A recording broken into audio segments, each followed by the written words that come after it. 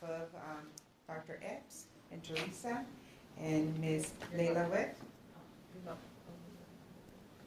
Did y'all hear her? Testing, testing. I'm going to talk for just a little bit. We welcome you. I hope you guys had a good Thanksgiving. I hope your Christmas is going well. And before we leave, we want to wish you a Merry, Merry, Merry Christmas. And thank you for coming.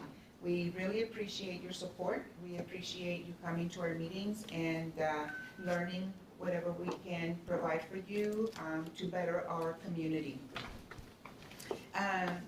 So with that said, I would like to, please know that our meeting is being recorded, okay, for the purpose of, a public watching it on the web. And we're going to call Ms. Taylor for the blessing. We're going to take it here.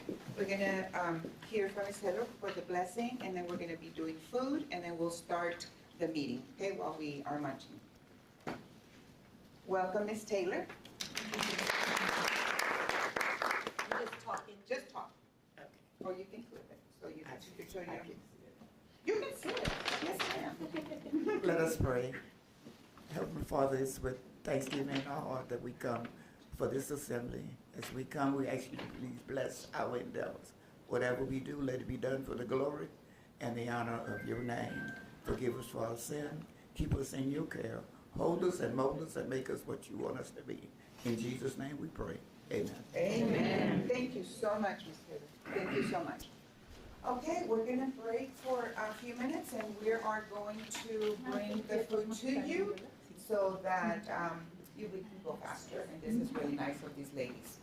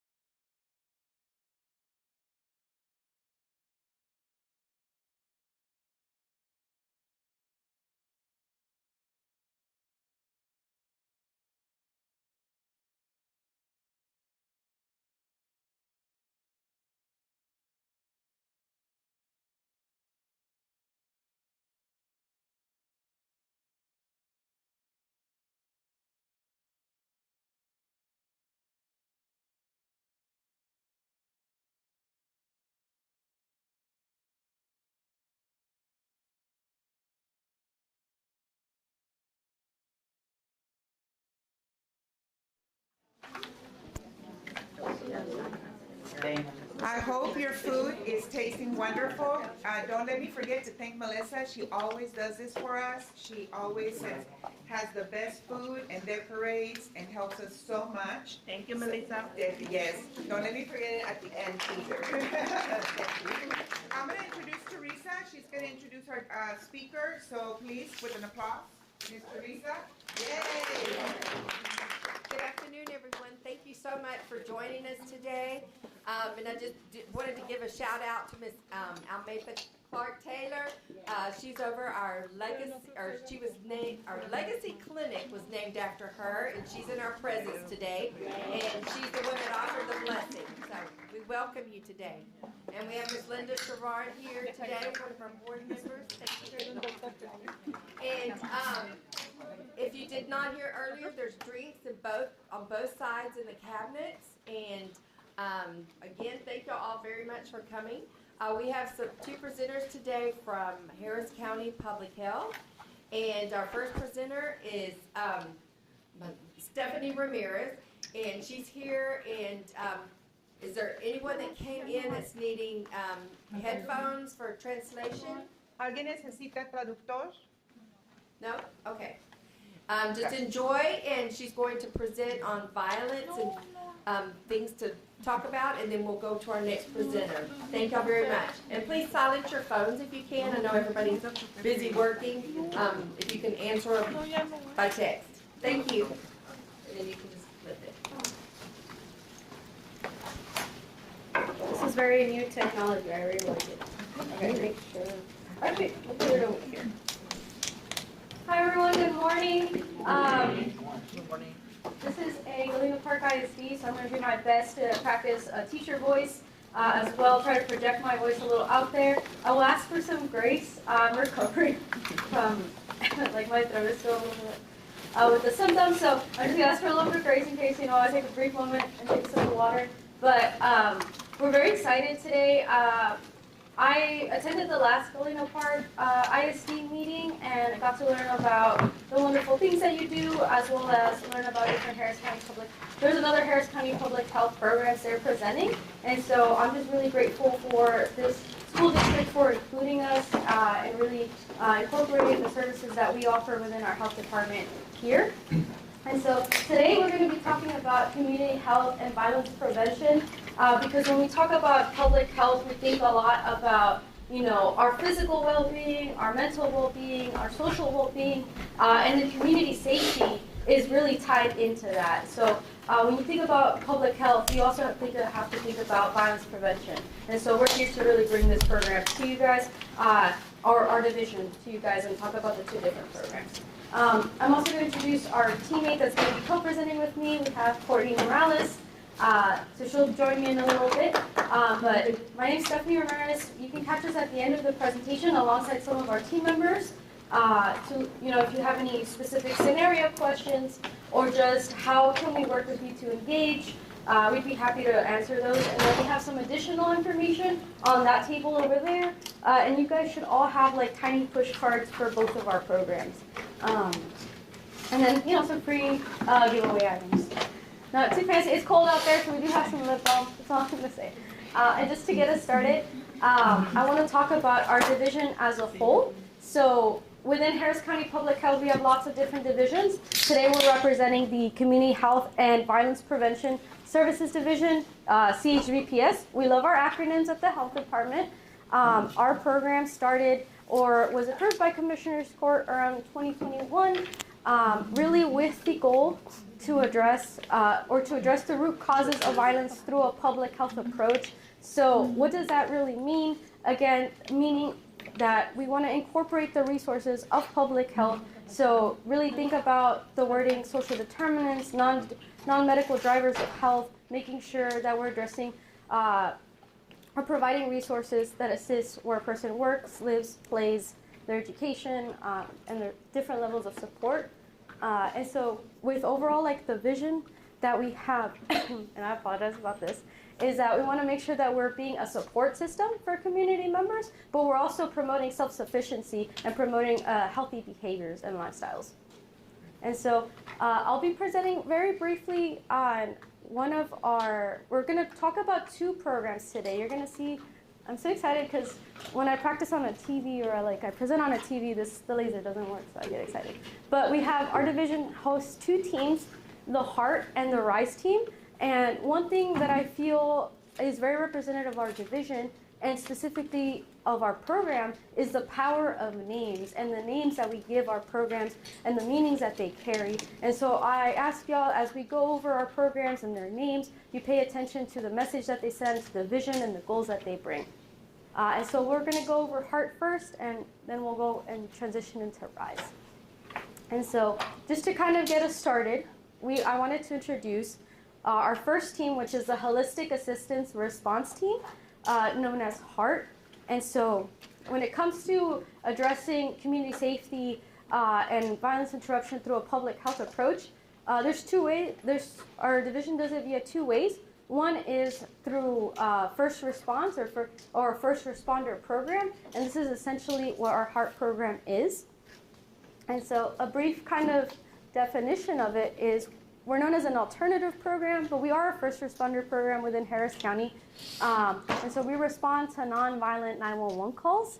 And so you guys are familiar with your standard first responder programs. We have, our police, we have our fire, we have our EMS. And what we're hoping with as we present throughout is that we kind of build recognition that we are an additional 4th responder program in the area.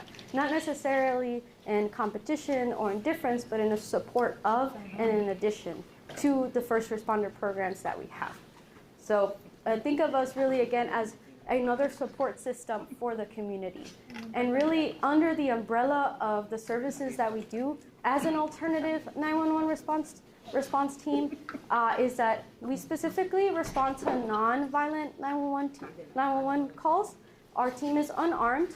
Our team really specializes when someone needs assistance with behavioral needs or if someone needs a kind of like non-life-threatening medical emergency. We'll talk about what that means and how the team is built when I pass it on to my teammate Courtney, but I just kind of wanted to give you a brief synopsis of this program. And under the umbrella of those services, again, this is not limited to, but just kind of houses, is we want to assist community members that are, and I realize I'm kind of blocking, but we want to assist community members who are perhaps facing homelessness, or facing different social welfare concerns. Again, we bring up the topic of non-medical drivers of health, social determinants, mental health, substance use disorder, as well as school truancy. So why are kids not coming to school? How can we support the families? Kind of seeing the root causes of that, and again, branching out to further resources from our public health department, from our division, and other family disturbance and conflict. Again, not limited to, but just kind of some of the main things that you could see us respond to. And I really want to emphasize again, this first responder program is not to be in competition with or take over this. It's really, again, we work as a support system. So think of us as being able, we sometimes do co-collaboration with calls. Again, my teammate will go a little bit in on that. But we want to work and be a support system to take on those nonviolent calls, be able to free up law enforcement and EMS to take on those critical calls, those critical cases, take on those, for example, unknown medical emergencies as well.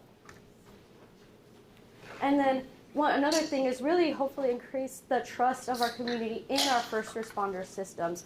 Because, like I said, names hold power, names hold meaning. We have the word holistic with it. And so what goes beyond us responding to a call? And so, like I said, we do collaborate with our other first responder teams. We service, my teammate will go all into details into our service region, how you can reach us, the types of, scenarios as well. But one thing that I do want to say, for example, we do respond or in partnership with Harris County Sheriff's Office. Our team is unarmed, so there is certain criteria as to, what 911 calls are eligible for our program. And so one of them being that making sure that there's no credible threat of violence, making sure that the community member is not displaying any violent or aggressive behavior. Again, we do want to make sure that our team is safe. And lastly, that there's no visible or known weapons present. And so that's kind of like our initial of how calls can get screened. We'll have a little more kind of slides showing the specific of how a call can get tagged and via 911 center and then get dispatched to our team. But I'll pass it on to my teammate Courtney to kind of really get us started on like what the team is made of, and then we'll transition into the other program as well. Hello everybody, my name is Courtney Morales. I'm the program coordinator for the Heart team. If you can't hear me, please do like one of these or something so I know that you can't hear me. I want to make sure, try to be loud. Alrighty, so our teams are comprised of 2 people per unit, and we currently have 13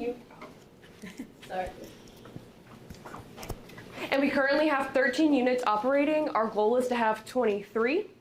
So we are on our way there, but we are not there yet.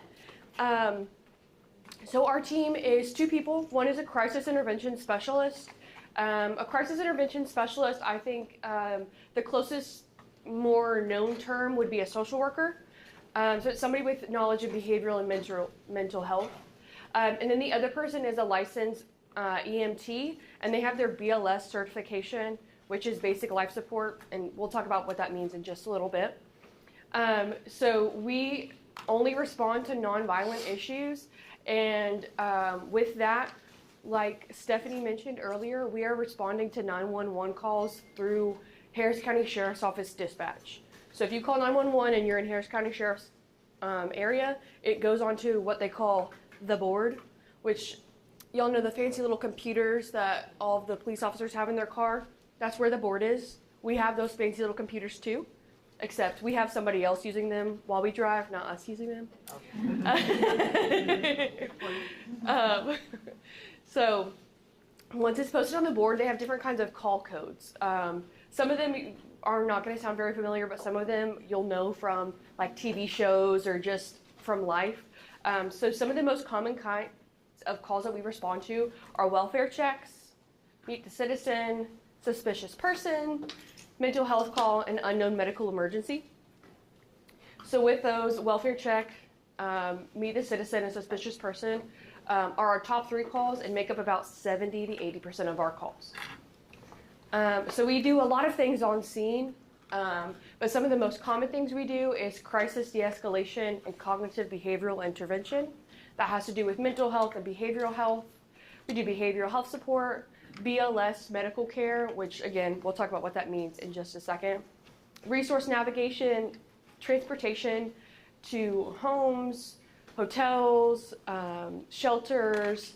Also, we have a collaboration with the Neuropsychiatric Center with the Harris Center by Bentob that we can transport to there as well. And then the only person that can do emergency detention orders is police officers, so not even EMS can do those. So if somebody is not willing to go to a psychiatric facility, we cannot make them. The only person that can do that is a police officer. Excuse me. So these are those BLS skills that I was talking about just a second ago on the previous slide. There's a whole bunch of things, so I'm just going to give you like the highlights. So we can do CPR, we can do minor medical emergencies, we can do childbirth, overdose, trauma emergencies, and general assessment, general vitals. With that being said, depending on the situation at hand, we might have to call EMS to transport this person having a medical crisis, because we cannot transport somebody currently in a medical crisis because we don't have the fancy ambulances. We just have some SUV. I can't remember what it is right now. So we also have case managers. We have 3 case managers currently. And so within 24 business hours of the initial encounter with a heart unit, you will have a case manager reaching out, as long as that person consented, of course. And they will review those resources that were discussed on scene with our field responders, and just kind of go over like what that's going to look like, where we can help, the different kinds of partnerships that we have that we'll be able to connect them with. So we definitely want to connect the residents to the appropriate services in our community. And then if residents have more complex needs, bigger needs, because our cases typically only last 30 to 45 days, we do partner with another Harris County public health program called Access. So we can push them over to Access for continued longer term case management. Our case management is tracked by service linkages, not just resources given. So the difference there is a resource given is like, here's some pamphlets, good luck. Service linkages is, here's some pamphlets, let's go through these one by one. This first one is for this. Is this something you'd be interested in? Let's walk through all the steps, let's get connected. So unless that person is actually connected, we do not count it as us doing anything. So the most common service linkages that we do make are transportation, basic needs, behavioral, mental health, employee and job, as well as housing and homelessness. So we're going to look at a map on the next slide, but this is just to give you a brief overview and a visual of what our schedules and our teams look like. So we do have 3 zones that we operate in. There are currently 5 districts with Harris County Sheriff's Office. We've been supposed to be moving to 6 for a long time. We were told a long time ago that we were going to be moving to 6. So we went ahead and modeled our on the 6, and then we're still not there. We'll get there eventually. So our zone A is 1 and 6. Our zone B is districts 2 and 3. Our zone C is 4 and 5. And again, I'll have that map right here on the next slide. And we do have 4 teams operating in each of those zones. And like I said earlier, we do plan on having 23 teams total eventually. So if you know anybody looking for a job, we are hiring crisis intervention specialists and EMTs. Quick plug. So we have 2 shifts that our teams work on. They have an AM shift and a PM shift. The AM shift is 7 a.m. to 5 p.m., the PM shift being 1 p.m. to 11 p.m. And we have 4 teams that are supervisor teams. So that would be an EMT supervisor and a crisis intervention supervisor. And so they are there they take the calls just like all the other teams do, but they're also there for assistance if any of the other teams need any assistance. Here's that lovely map I was talking about. So again, we have those 3 zones. We have zone A, zone B, and zone C. Again, this is with the proposed plan that is still pending. It is not final. They don't have 6 districts yet, but it's coming sometime, maybe. So again, the zone A is 1 and 6. Zone B is 2 and 3, which is where we're at. We're in zone B. And then zone C is districts 4 and 5. Okay, Stephanie mentioned this a little bit earlier, so I'm just going to kind of go quickly through how a call comes in, how we get the call, and all of that fun stuff. I'm going to try and keep it normal terms and not get into like the fancy words and things. So just start making a face like you don't understand, and I'll get back. So the step 1 is to call. So you can either call 911 or you can call the non-emergency line. So once you make a call, you'll be connected with dispatch, and they'll ask you the 100 million questions, and then they'll screen the call, and so that's when they'll ask those questions. Is there any violence on scene? Is there any weapons on scene? Are there any behaviors that might be violent or aggressive? Is there a history of violent or aggression? And those sort of things. So that'll happen during the screening. And then if a call is HART eligible, it'll go on a board, like the one we talked about earlier on the computers. It'll go on a board that is specifically for HART, so that we have access to those, and they're perfectly on a little thing right there. And then if it does not meet requirements for a HART unit, it will go onto the normal board for all Harris County Sheriff's Office deputies that they look at. We do have access to that board as well, because like Stephanie mentioned earlier, one of our goals is to take those 911 calls that are non-violent, non-emergent, so that they can focus on those violent calls and violent crimes. So we do look at their board and see if there's anything that we can clear. And then our field responders, like the ones on the Harris County Sheriff's Office screen, they'll open them and screen them. Sometimes you can tell by the call code if something's an accident. It's not a us thing. We can't do anything about an accident. But if something's a welfare check, we can open it, see if it's something that we might be able to respond to, look at the history, look at the current situation, and kind of see if it's something that we would be able to go to. Because sometimes dispatch has a million bajillion things to do, and it doesn't always end up on the right board. And then I don't know if we go into it. No, we don't. Okay. So also we can partner with EMS and law enforcement. So if law enforcement is on a call, a really common one that we've been using recently is domestic violence. Let's say, for example, there's a domestic violence incident going on. Law enforcement is on scene and the perpetrator is arrested. Then we can go on scene and help the victim as long as the perpetrator is arrested. And, you know, because sheriff's office is there, the scene is safe. So we could help the victim, whether that's with shelter, resources, whether they need food for that night because he was the provider or she. Don't want to assume it was a man. All those things, right? So we could help in situations like that. And then same with EMS. If somebody is willing to go to a psychiatric facility, they often will not transport somebody willing to go. But we can. If somebody's willing to go, that's exactly what we want. So I think I have 2 success stories. There's a lot of words. Feel free to read the entire story, but I'm just going to give you a quick, brief description. So we have a unit out in the field that was on a welfare check, and this was at the end of August of this year. Police officers were the ones to respond to this call initially, and it was a man diagnosed with bipolar disorder who had stopped taking his medication 1 to 2 weeks ago. He said he was feeling off and needed help.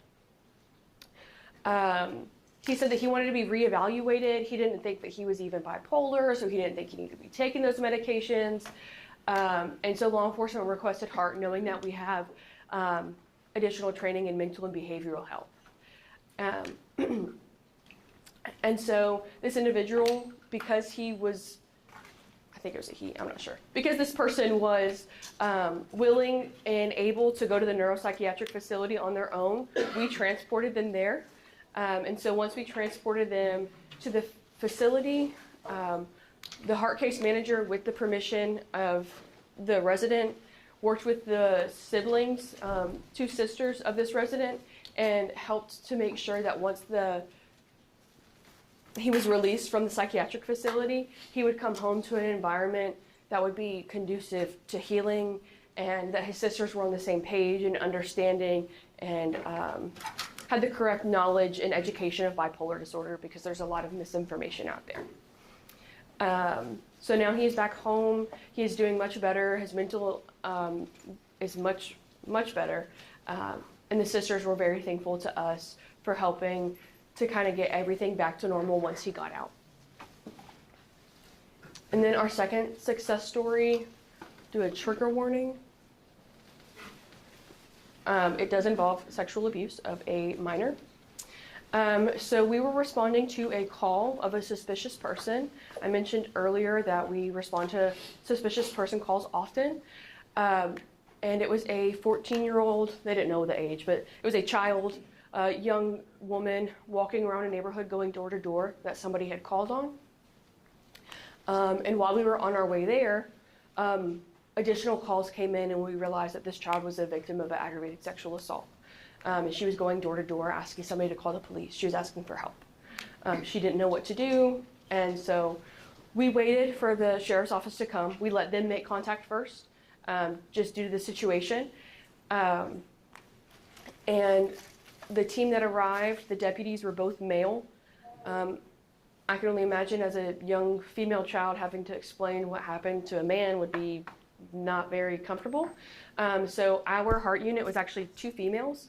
So they came and they talked to the sheriff, or not the sheriff, I keep doing that. They talked to the deputies about what they needed from the girl, what information they needed. They got a list of questions that were needed, and they sat in the patrol car with her, because we don't have body cams, so none of the questions would be recorded, but they have Cam's in the car, who sat in the vehicle with her, went through those questions for law enforcement, supported her, let her know that none of this is her fault, she didn't do anything wrong, made sure that she felt safe and okay going with the police officers, being that they're both male and her perpetrator was a male.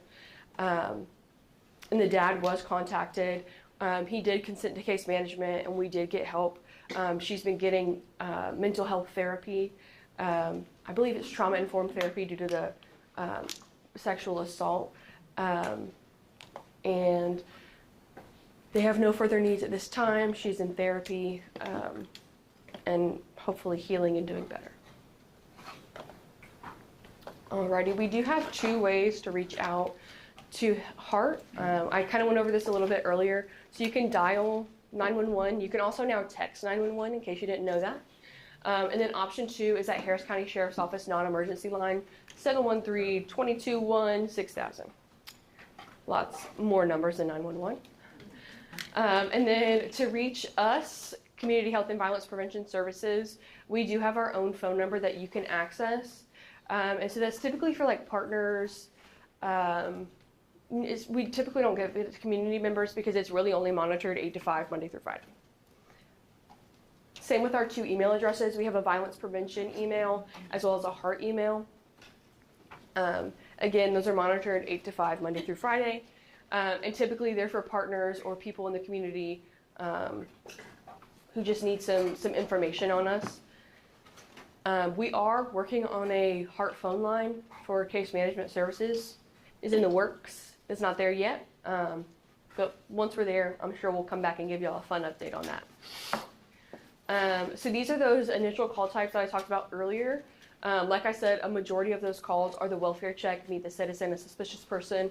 As you can see on this handy dandy graph, they make up almost all of the calls, but we do respond to other calls as well.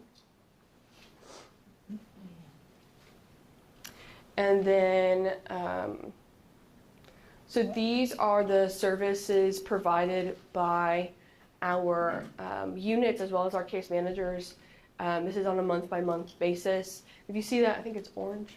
You see the orange dotted line that says in-house transition. So January of this year, we transitioned in-house, so everybody is now employed by Harris County Public Health, whereas prior we were vendor-based, so a lot of the admin side was with Harris County Public Health, and a lot of the actual first responders were through a different vendor. But now we're all in-house, one happy place. Does anybody have any? Well, I guess I'll wait. That is all on HEART. If y'all have any questions, I'll be back. We'll take a brief sip of water. Where have you? But actually, yeah, we can save the questions to the end. But I want to. I'm glad you remembered. No, I want to thank Courtney because, and then just really overall the programs themselves because, again, to address topics such as community safety and violence prevention is not something easy. As you saw by the scenarios, those are, the identifiers are taken out, but those are real life scenarios that real life community members are facing here in Harris County. And there's much, much more in terms of, of what is happening out in the community. And so we really are hoping that we're grateful for the platform to be able to speak about these programs, give them a voice, and give the community a tool that, that can be used in times of need. And so I wanted to, HEART is kind of one side of public safety of response with the public health approach, because again, it is a first responder program tied to public health, and a really unique component of that is that case management service. Not a lot of programs have kind of the case management that HEART has, so it's something very unique to it. And the other side of it is how do we address the violent incidences that are happening in our neighborhood? And that's really where our second program comes in and RISE. Also, I apologize again if I stop for a brief moment. I'm in recovery. But this is where I will speak about, again, the other kind of prong in terms of public safety and violence prevention, which is RISE. And once again, I want to reiterate the importance of the names of these programs, the meanings that they carry, and kind of the overall mission. And then I will be shouting out, and I hope y'all don't get shy, but 2 of our team members from the RISE team are here. So I encourage that after our presentation to speak to our RISE team members, get to know them. Really, it's a new expansion in the Cloverleaf area for the RISE team. So they want to, again, get to know you guys. They want to know what's happening in the community, hear directly from you. So this is your definitely the chance to be able to speak one-on-one. But before I continue kind of with the presentation, I also just wanted to say if there's, as our team, if there's, connections that we can do, people that we can speak to, share more about, we're very interested in. So we'll stay a little bit longer after the meeting, okay? But I'll continue on with our RISE program. And I also, again, want to say I will be shouting out the team members from time to time because I am in, right now, the privileged position to be able to speak about this program, speak about what they do every day. But the individuals that are doing the work every day are, again, right here in this room. They're also at our main office right now. We have a holiday cookie swap. It's very exciting. But I want to just shout them out because the work that they do is incredible. They're truly putting themselves out in the front lines, interrupting violence. And so I want to talk a little bit about what that means. So again, you have HEART, which is your first responder program, but RISE is your community-based outreach program. It's the program that intervenes. It's the program that interrupts when there's a violent incident in the community. I will also speak about that RISE not only interrupts or intervenes when there's something occurring in the community, but can also be done in a hospital-based setting as well. And so that's something very unique about this program. But again, what they do, what makes this program stand out is that they employ a team or teams known as credible messengers. And so I know that definition is plastered on this presentation, but I wanted to ask anyone if you guys, what does a credible messenger mean to you? What does somebody credible in the community mean to you? So I'll ask any. Oh. I would say having a protective factor. Mm-hmm. A protective factor? Feel safe, like a safe. Feeling safe. Okay. And then I thought I saw a hand. Oh, you guys are hiding. Oh, no. Okay. Well, a credible messenger, kind of the way that we defined it, is someone that is trusted in the community, and specifically when it comes to violence intervention, violence interruption work, is someone who shares similar life experiences, whether to someone who is at risk of violence or someone at risk of committing violence. And so, again, I have the privilege to be able to speak about this program, but truly, like, the individuals that I want to highlight is the team themselves, because they're the ones that are out in the community interrupting violence day to day. They're the ones that also have built-in credibility within their community as well. So again, I say I'm in a very privileged position right now, but I want to highlight them, because they're actively right now doing the work. And so, I get to speak about them, but I'm going to keep shouting out because y'all deserve your flowers. And so as credible messengers, again, they have credibility in their community. They've gone through different scenarios. They are able to relate to individuals at risk of violence or those who commit violence because they might have been in those same situations before, or they might have committed some of those violent incidents in the past. And so what makes this team effective is that kind of shared history, is the fact that they're able to relate to other individuals.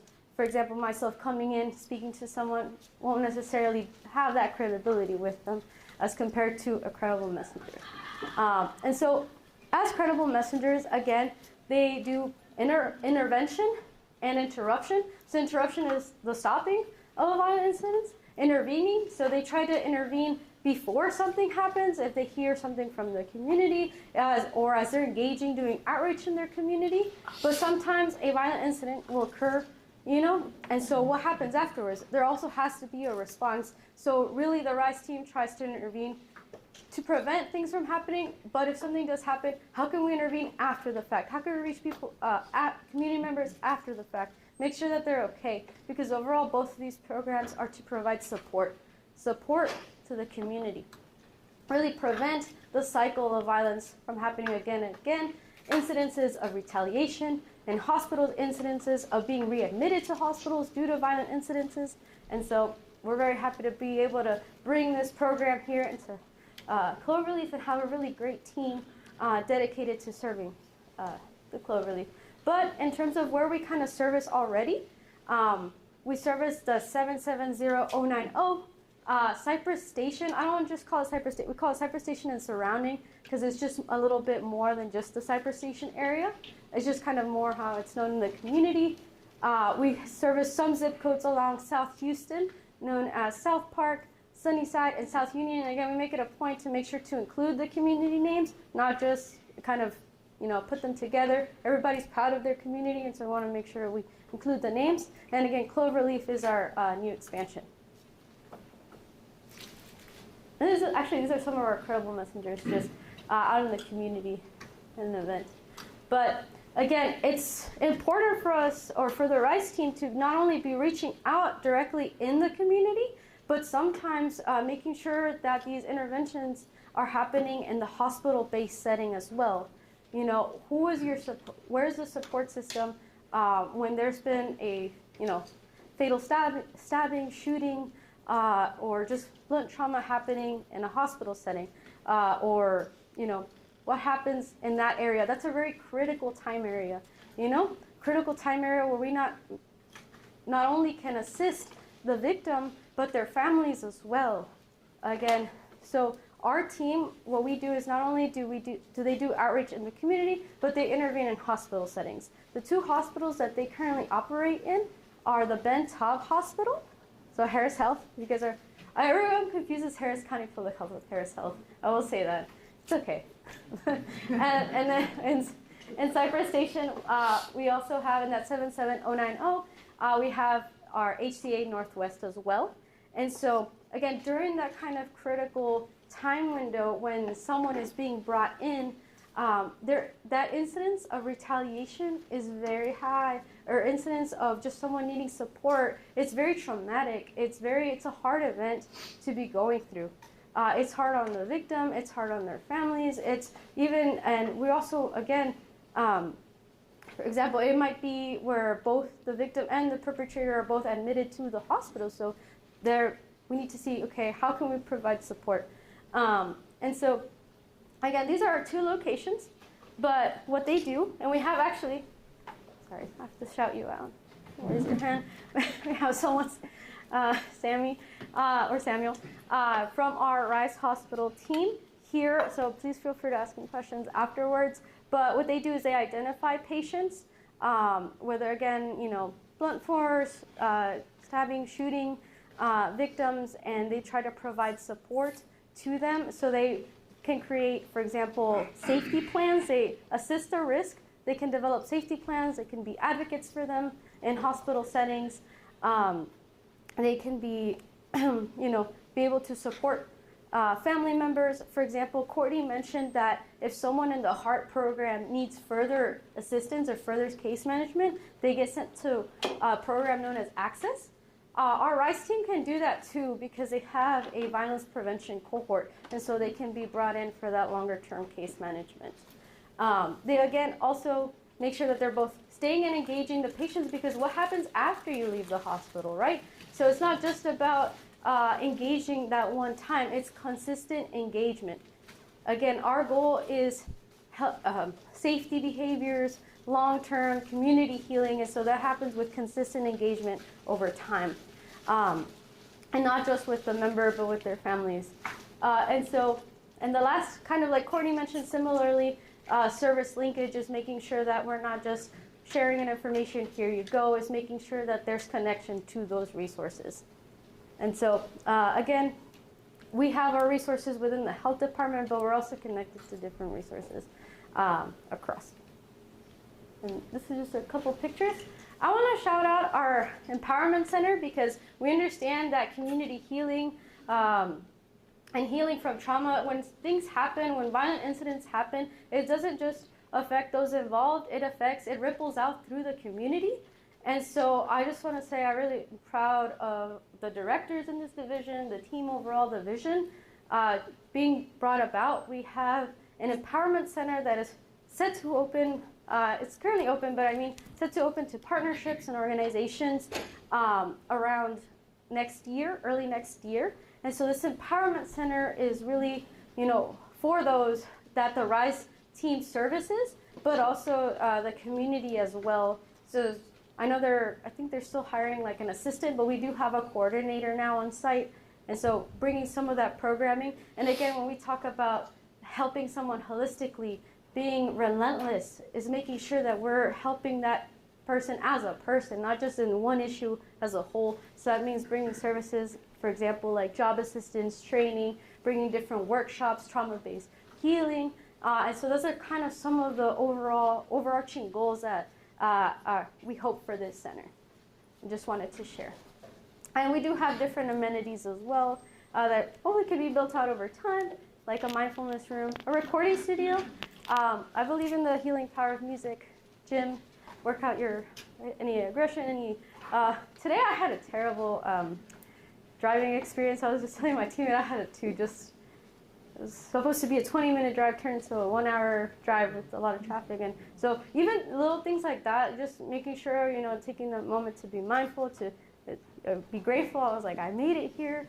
I'm going to present to an amazing group of people. And then conference rooms for different organizations. I also just wanted to share some stats as well from the beginning of our program to currently right now in terms of our engagement.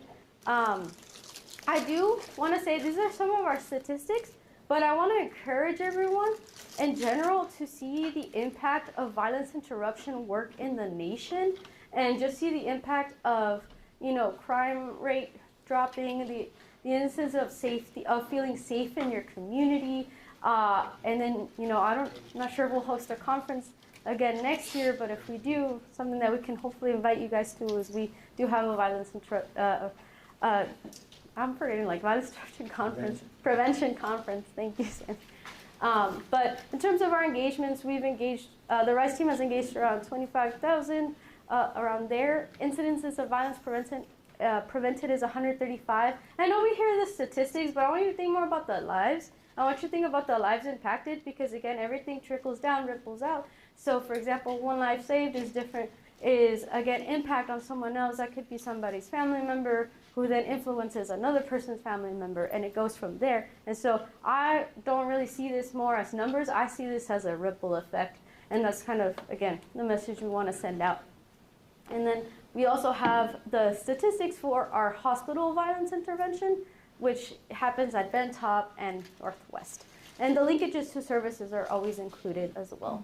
But as you can see, one of the majority that we wanted to highlight here in terms of bedside visits is, again, we are assisting those that have been affected by gun violence, aggravated assault, stabbing, but we also assist the family members there because we understand that this is not just traumatizing to the individuals who might have been hurt, but those around them, the families around them. That trauma carries, it could carry through generations.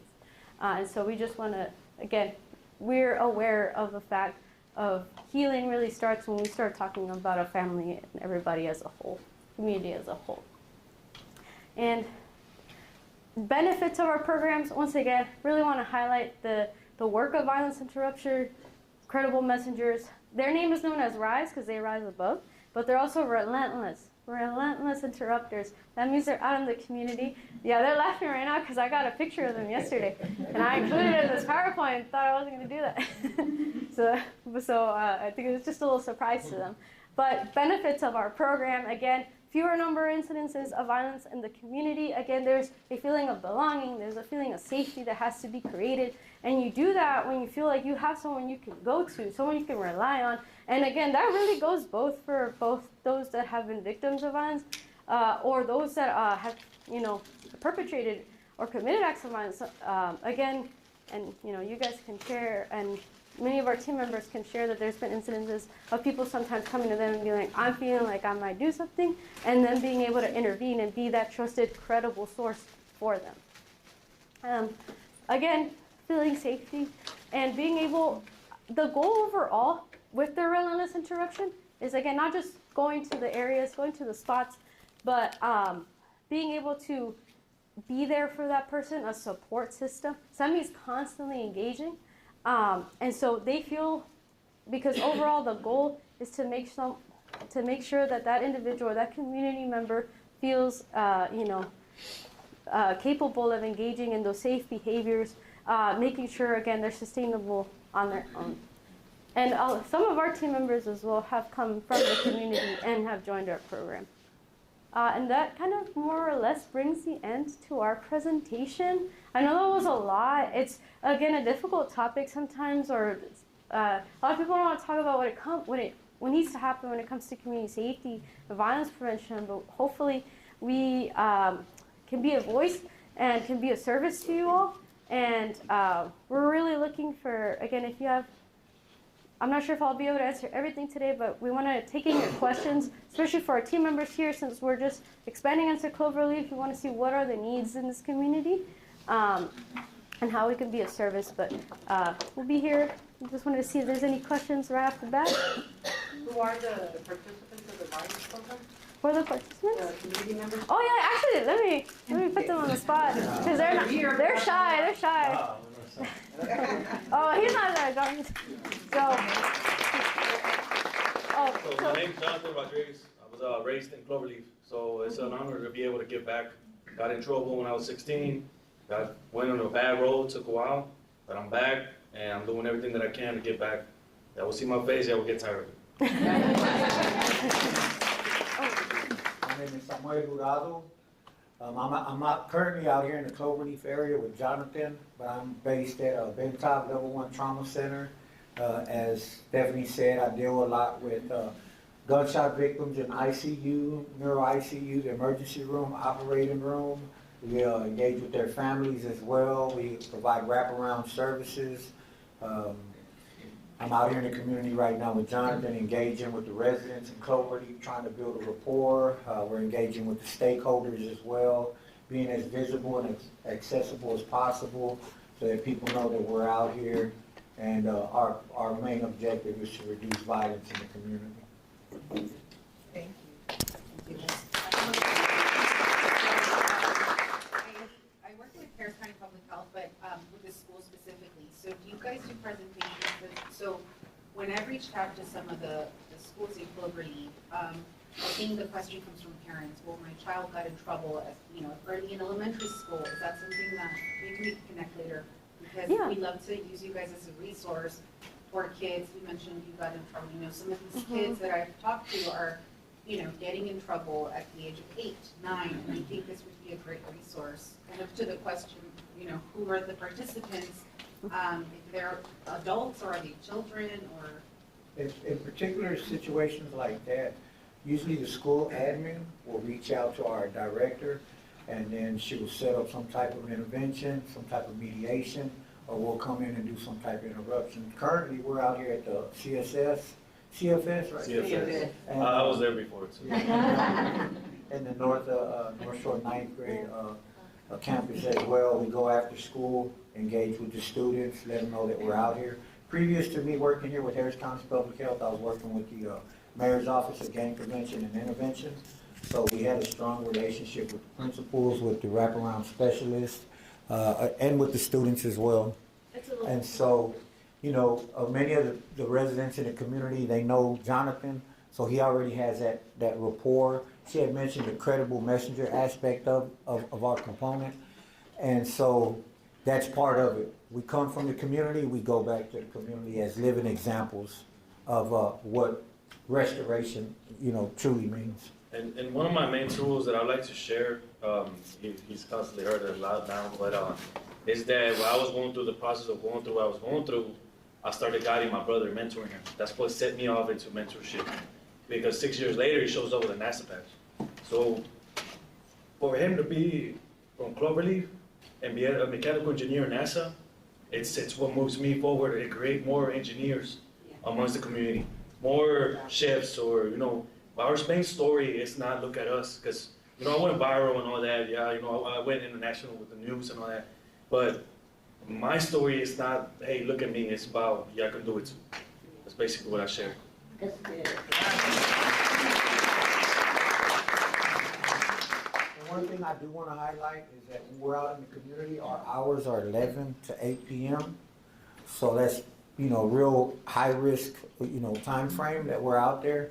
And as Stephanie had mentioned earlier, we go and engage directly. For example, let me give you an example. Right here at North Shore Rotary Park, we engaged with about 7 young men the other night. Some of them had firearms on them. One had an assault rifle.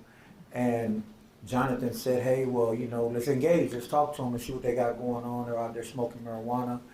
And we let them know that, hey, we have a lot of children out here that are playing with their family members out of respect, not only for us, but for the people around you. Can you guys go ahead and pack up and move to some other location? And they did. You know, they did. They got up and they left, you know, because the last thing we need is somebody to come through and do a drive-by shooting and an innocent bystander gets shot or gets killed. So you all don't carry weapons? No, ma'am. It's just me and him. We go out in twos. We go out in twos.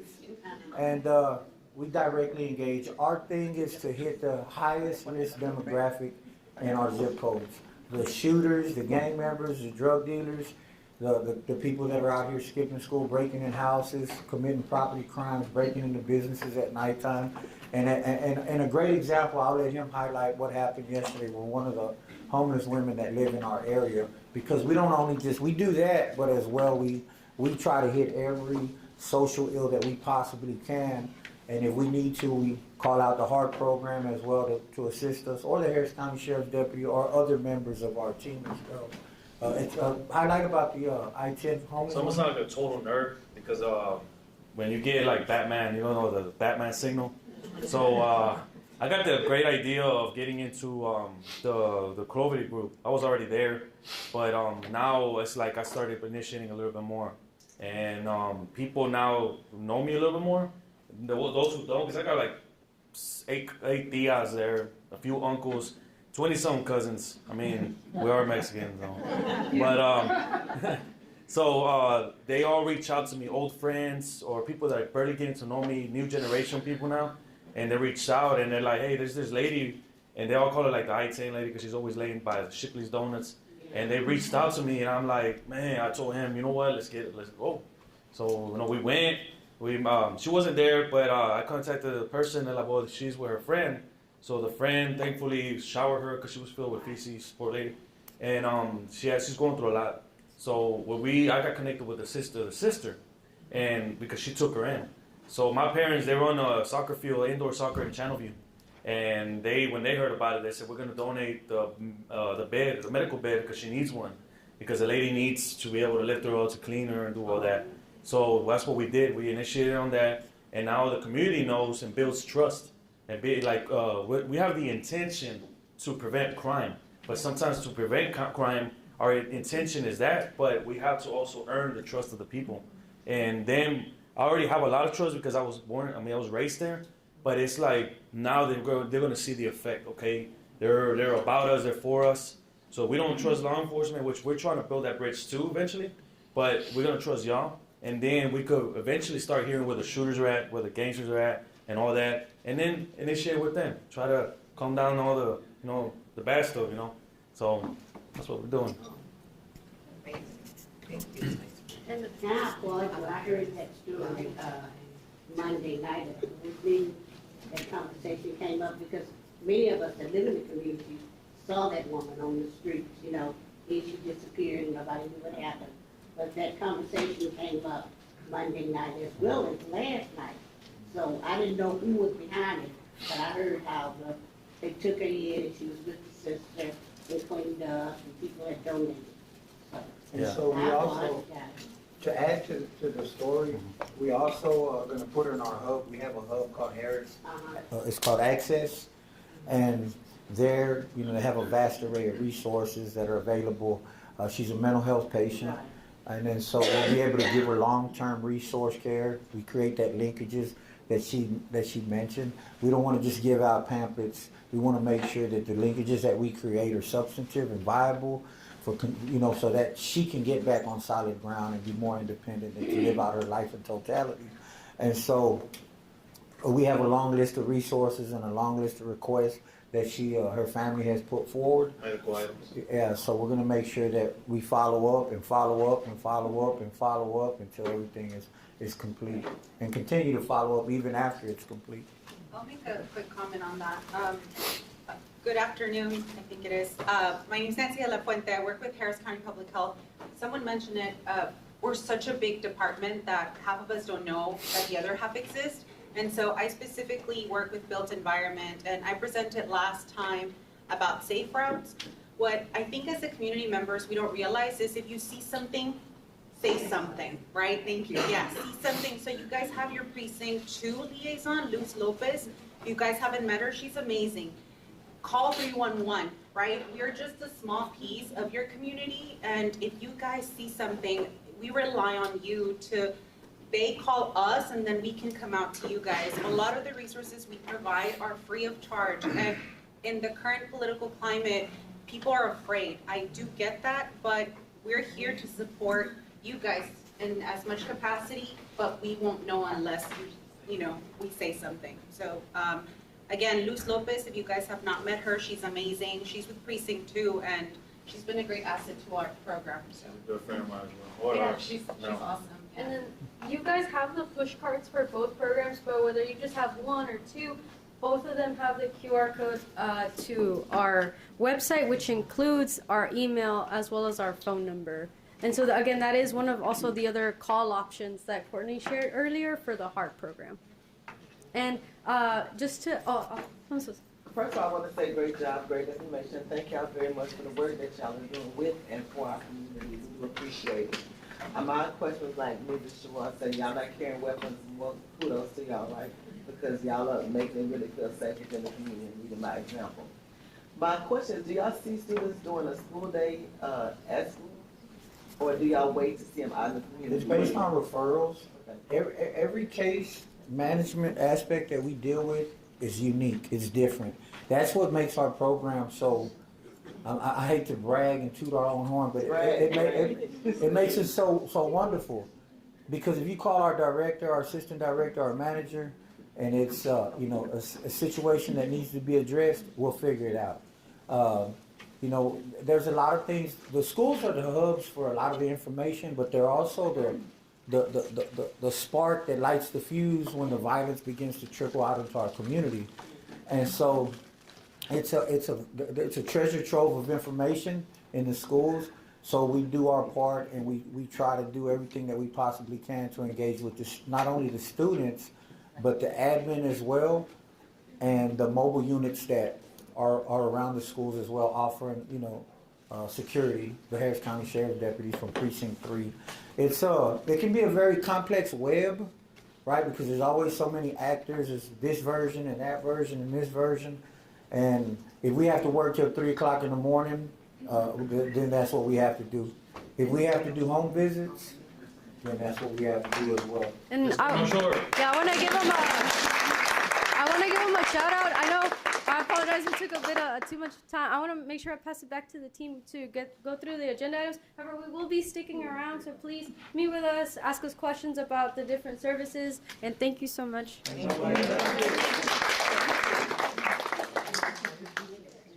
This reminds me of that saying, not every hero wears capes, right? And these guys are probably, this is their job, but they're very passionate, and we thank you for that. We need it in our neighborhoods. We're gonna continue with our agenda. Teresa is going to, no new business? Okay, well, Teresa said there's no new business. We also would like to review our meeting minutes and approve them.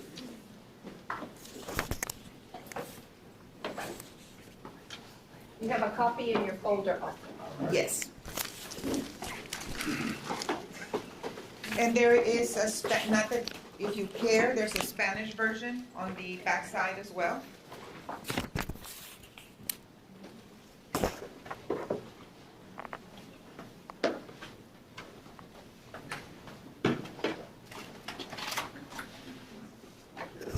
We would like to approve the minutes as read or as written. As written, I say they're good to go.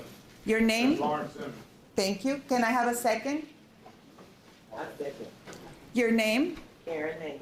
Thank you. I appreciate that. In your file, you will see a evaluation form. We would like to know if we are doing a good job. And if we are doing a good job, please. Thank you. And if you can also, on there should be questions about, do you have any recommendations? Do you have topics?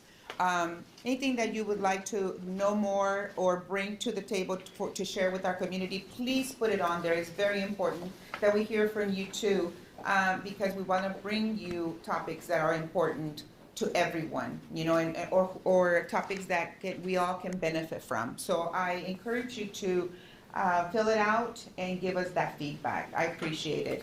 I see a lot of new faces. Thank you so much for being here. Thank you for the schools or the community. They invited you all.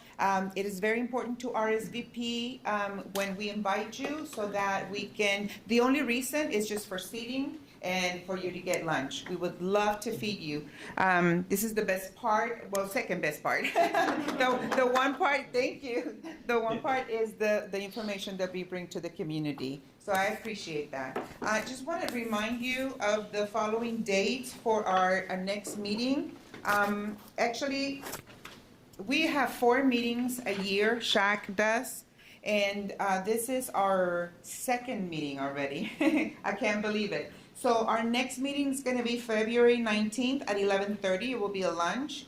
And then following that, it's going to be April 8th. And I can't believe the year is flying. So please put those dates on your calendar. Please come back and see us. And again, we would love to hear from you. Give us those feedbacks if you can.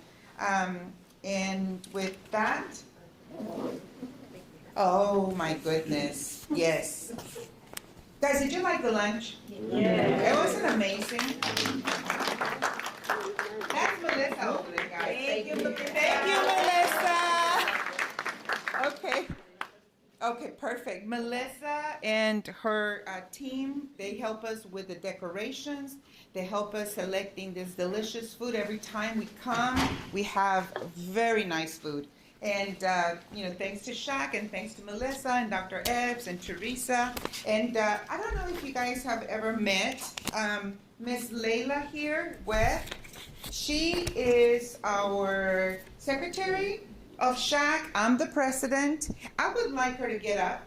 She's been here for a very long, please stand up. Give her some love, guys. She takes all of our notes, and she's been here how long? Have you counted? Servicing SHAC? 14 years. Oh, wow. Yes. Wow. And her children are long gone. They're gone, they're graduated. Yeah, they graduated, they probably have their families or whatever. I don't know how long I've been here. I want to guess, what would you say? 6 or 7? Something like that. And my last child graduated this past May, but I love these, I love this community. I love this, committee. And I like seeing you guys' faces, and I love the information that Ms. Teresa and the group brings.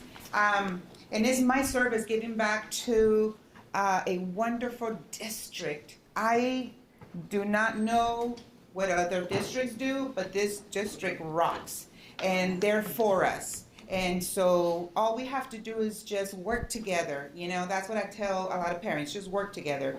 So we love it here, and we like that you continue coming. And with that, I'm going to pass to Dr. Epps. She would like to say some words for you guys. Thank you. Thank you for coming. And a pleasure meeting you. And these guys, they're amazing.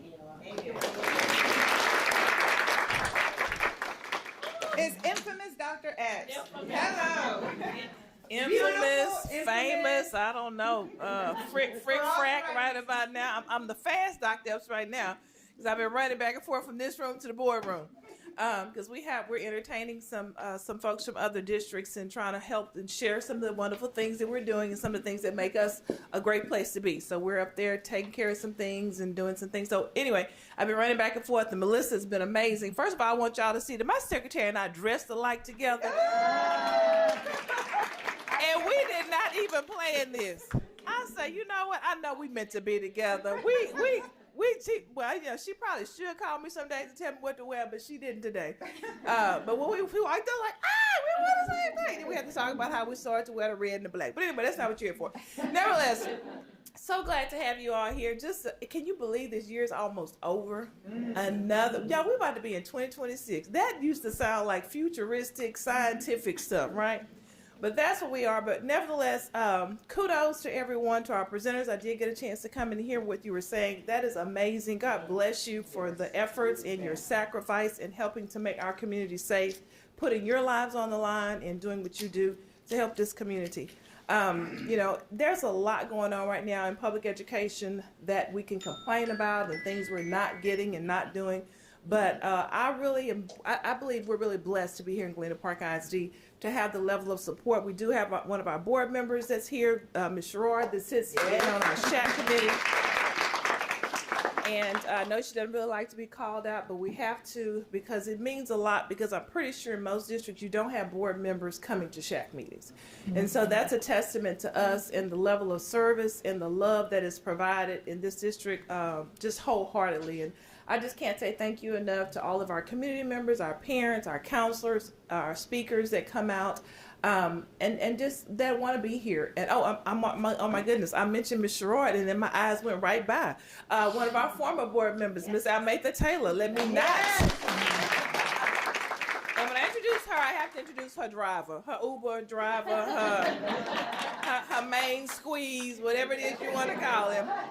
That's what he is, okay? But that's hers. Don't try to take him with him. He only goes with her, all right? And let me say this as well. This a few months ago, Miss Taylor reached the beautiful age of 90 years old.